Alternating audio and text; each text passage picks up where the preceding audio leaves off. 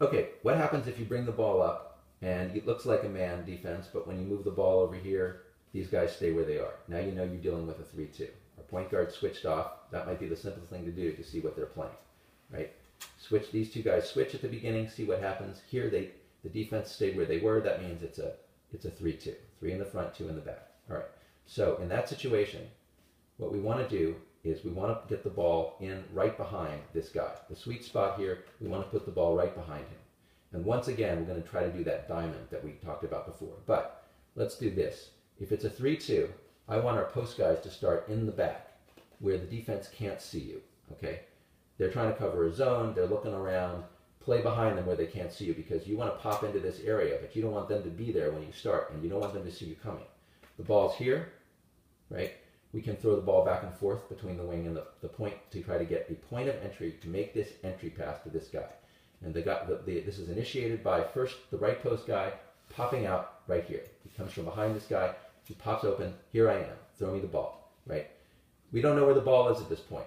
This guy might have it. This guy might have it. This guy might have it. We want to move it around and try to get it to him.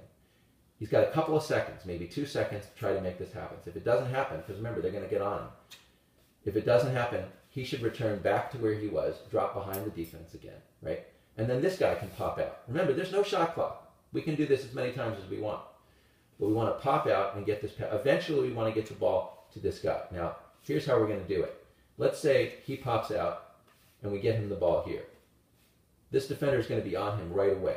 We want him to be able to turn. We want our high post guy to be able to turn, see his options down here. In this case, he's got a defender. He's got the low post man down here. He could try to throw it to him. He could try to drive it. But what we really want is whichever block is open. So in this case, the guy left this block. He came out and turned. That's an open area behind it. I want the wing on that side. If your block is empty, cut. Cut to the basket.